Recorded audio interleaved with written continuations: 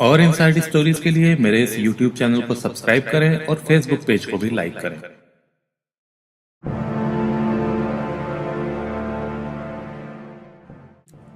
किरण और रोहतास की मुलाकात सन 2012 में हुई थी। किरण आईटीआई के लिए बस से रोज आदमपुर जाया करती थी। आदमपुर सिसवान निवासी रोहतास पेशे से ड्राइवर था और उन दिनों आदमपुर हिसार मार्ग पर बस चलाया करता था। किरण अक्सर उसी के बस में आया जाया करती थी। इसी दौरान दोनों एक दूसरे की ओर आकर्षित हुए। दोनों की आपस में बातें होने लगी थीं। आपसी विचार मिलने के कारण उन्हें एक दूसरे से प्यार हो गया और जल्दी ही दोनों का प्यार परवान करने लगा। नौबत यहां तक पहुंच गई कि उन्होंने शादी करने का फैसला ले लिया। मगर समस्या यहां पर यह थी कि दोनों अलग अलग बिरादरी से थे। रोहतास सैनी था और किरण जाट परिवार से आती थी। ऐसे में शादी के बारे में सोचना तक उन दोनों के लिए किसी अपराध से कम नहीं था। मगर वो शादी करने की तो ठान चुके थे। काफी सोच विचार के बाद दोनों ने तय किया कि अपने अपने परिवारों को बताए बिना वो गुपचुप तरीके से शादी कर लेंगे। फिर 8 अगस्त 2015 को रोहतास और किरण ने सनातन धर्म चैरिटेबल ट्रस्ट हिसार की सहायता से शादी कर ली। अपने परिवार वालों की आदत देखते हुए किरण ने शादी के समय ही सनातन धर्म मंदिर के शादी वाले रजिस्टर में अपने साइन करते समय ये लिख दिया था कि शादी के बाद मैं अपने माता पिता के घर जाऊंगी। अगर लगातार 5-7 दिनों तक मेरे पति के साथ संपर्क न हो पाए तो समझा जाए कि मेरी जान को खतरा है। मेरे घर वाले मुझे मार सकते हैं, मुझे वहां से निकाल लिया जाए। इसमें मेरे पति का कोई दोष नहीं होगा। मंदिर में शादी करने के बाद उन्होंने अपनी शादी को कोर्ट से भी रजिस्टर करवा लिया। फिर वो दोनों अपने अपने घर चले गए। असल में किरण की मां को कैंसर था। वो कोई सदमा बर्दाश्त करने की स्थिति में नहीं थी। ऐसे में उन्हें गैर जाति के युवक से साथ शादी करने वाली बात को बताना कतई भी सही नहीं लगा। इसलिए दोनों ने मिलकर ये योजना बनाई कि शादी को तब तक गुप्त रखा जाएगा जब तक कि किरण के माता पिता इस बात को लेकर राजी नहीं हो जाते। प्लान यह भी था कि किरण इस बीच मां के स्वस्थ होने पर अपने माता पिता को पूरी बात बताकर इस शादी के लिए तैयार कर लेगी, लेकिन ऐसा हो नहीं सका। हस्बैंड वाइफ होने के बाद भी रोहतास और किरण करीब 18 महीने तक अपने अपने घर में अलग रहे। उन दोनों के बीच केवल फोन पर ही रोज बातें हुआ करती थी। वो दोनों इसी बात से ही खुश थे और संतुष्ट थे। इस बीच किरण आदमपुर से अपनी पढ़ाई पूरी करने के बाद आगे की पढ़ाई के लिए जयपुर चली गई। रोहतास ने भी बस छोड़कर गुड़गांव में कैब चलाना शुरू कर दी थी। सब कुछ ठीक चल रहा था, पर एक दिन किरण की मां को उस पर शक हो गया। किरण घंटों तक फोन पर रोहतास से बातें किया करती थी। यह बात उसने अपने बेटे अशोक को बताते हुए कहा कि किरण न जाने किससे घंटों तक फोन पे बातें करती रहती है। अशोक ने बहन से तो कुछ नहीं कहा, बल्कि वो पहले यह पता लगाना चाहता था कि किरण किस किस से बातें करती है। मौका मिलने पर एक दिन अशोक ने जब किरण का फोन चेक किया तो रोहतास का नाम सामने आया। वो सिर्फ रोहतास से फोन पर बात ही नहीं करती थी, बल्कि व्हाट्सएप पर दोनों एक दूसरे को मैसेज भी भेजते थे। सारे मैसेज जब अशोक ने देखे तो उसका खून खौल उठा। उसने किरण से रोहतास के विषय में जब पूछा तो किरण ने झूठ बोलने के बजाय साफ साफ बता दिया कि रोहतास उसका प्रेमी है और वो शादी कर चुके हैं, क्योंकि अब उसकी चोरी पकड़ी जा चुकी थी और बात को छिपाने को कोई फायदा भी नहीं था। मौका मिलने पर वो खुद ही सबको ये बात बताने वाली थी। भाई ने पूछ लिया तो किरण ने सब बता दिया। किरण के ये राज खोलने से घर में जैसे भूचाल सा आ गया। अशोक और उसकी मां ने किरण की जमकर पिटाई की। उन्होंने धमकी भी दी कि वो रोहतास को भूल जाए। अगर उसने ऐसा नहीं किया तो उसे जान से मार दिया जाएगा। लेकिन किरण अभी भी किसी बात से टस से मस नहीं हुई। उसे इस बात का पहले से ही एहसास था कि शादी वाली बात घर वालों को पता चलने पर यह सब तो होना ही था। इसलिए उसने अपने आप को इन सब बातों के लिए पहले से प्रिपेयर कर रखा था। इसके बाद किरण को घर में कैद कर लिया गया। 22 जनवरी 2017 को अशोक ने किरण के पति रोहतास को फोन करके धमकाया कि वो किरण से अपने संबंध को खत्म कर ले, नहीं तो उसे अपनी जान से हाथ धोना पड़ेगा। यह भी कहा कि वो इस शादी को भूल गया। इसके बाद 9 फरवरी 2017 को किरण ने किसी तरह फोन से रोहतास को बता दिया कि उसकी शादी के बारे में घर वालों को पता चल गया है और अब वो उस पर जुल्म ढा रहे हैं, जल्दी कुछ करो। इससे पहले कि रोहतास कुछ करता, 9-10 फरवरी 2017 की रात को अशोक ने अपनी मां के सामने किरण को पहले प्यार से समझाने की कोशिश की। किरण को बताया कि रोहतास जाति का सैनी है और हम जाट हैं। ऊपर से रोहतास और हमारी हैसियत में जमीन आसमान का फर्क है। वो मामूली परिवार से है।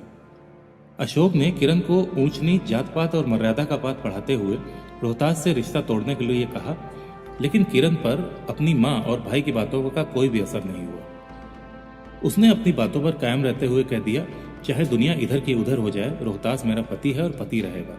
मैंने अग्नि और भगवान को साक्षी मानकर उसे अपने मन से पति स्वीकार किया है, इसलिए उसे हरगिज नहीं भुला सकती। किरण की बात सुनकर अशोक के तन बदन में आग लग गई।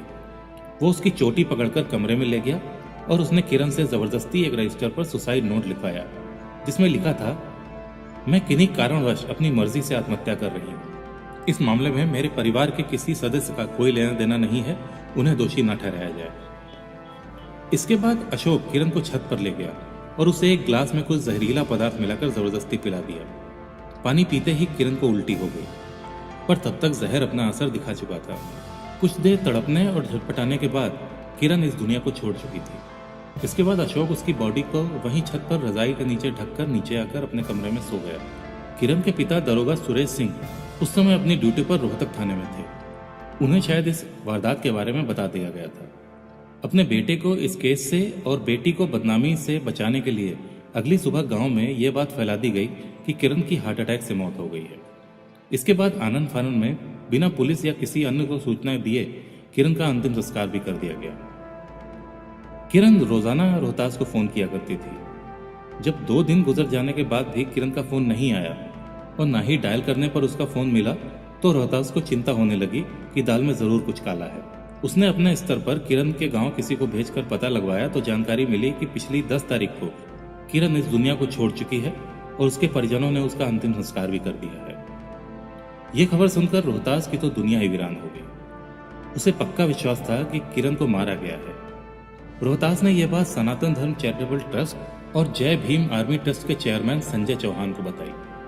संजय चौहान रोहतास को साथ लेकर तत्कालीन डीजीपी भगवान दास से मिले और उन्हें पूरी बात विस्तार से बताते हुए कानूनी कार्रवाई करने की अपील की।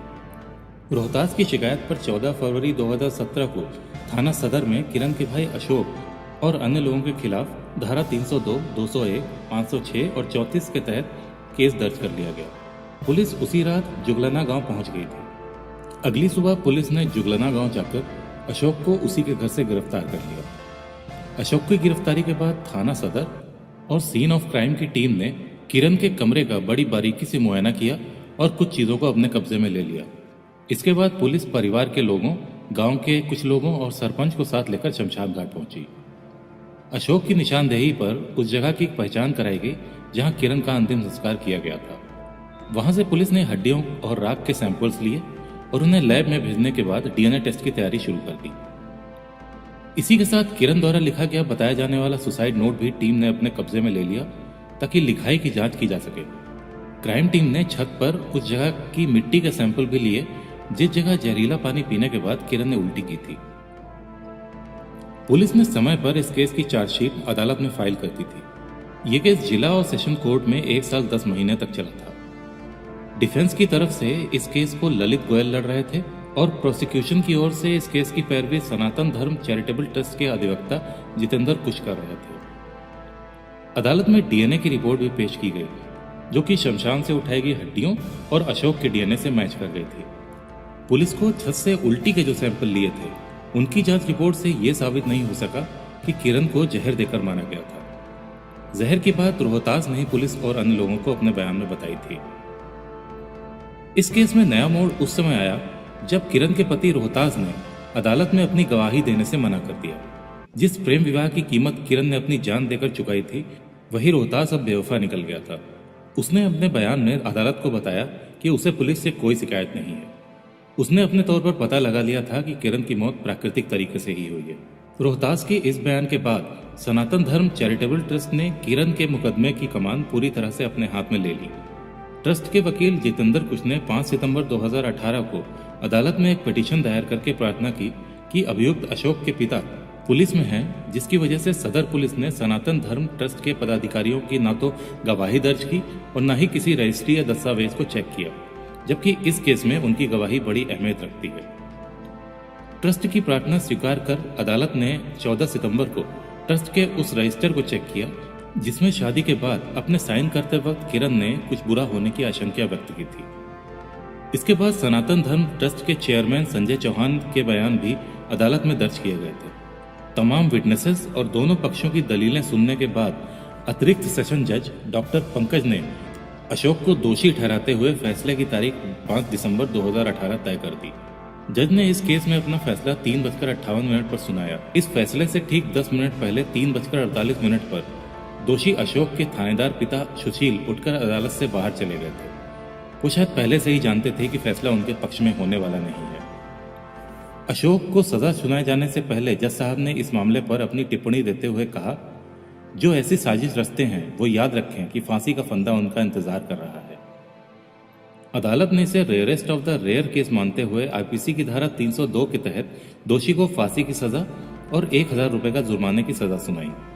इसके अलावा धारा 201 के तहत 7 साल के कठोर कारावास की सजा का भी हुक्म दिया। अशोक ने अदालत में कम सजा करने की अपील करते हुए कहा कि उसकी मां को कैंसर है और वो अक्सर बीमार रहती हैं। पिता को अपनी नौकरी से समय नहीं मिलता है, ऐसे में मां की देखभाल करने वाला कोई भी नहीं है। इस पर अदालत ने उसकी अपील को खारिज करते हुए कहा कि ऐसे अपराधी के साथ कोई नरमी नहीं बरती जा सकती। सजा सुनने के बाद अशोक का सिर शर्म और पश्चाताप से नीचे झुक गया था। वारदात से पहले सन 2017 तक हिसार के गांव जुगलान में थानेदार सुरेश का हंसता खेलता परिवार था। 4 लोगों के छोटे से परिवार में बेटी की मौत हो गई और इसी अपराध में बेटा जेल चला गया। पत्नी को कैंसर है और सुरेश खुद ड्यूटी पर बाहर रहते हैं। कैंसर की पेशेंट पत्नी अब बिना किसी सहारे घर में अकेली रहेगी।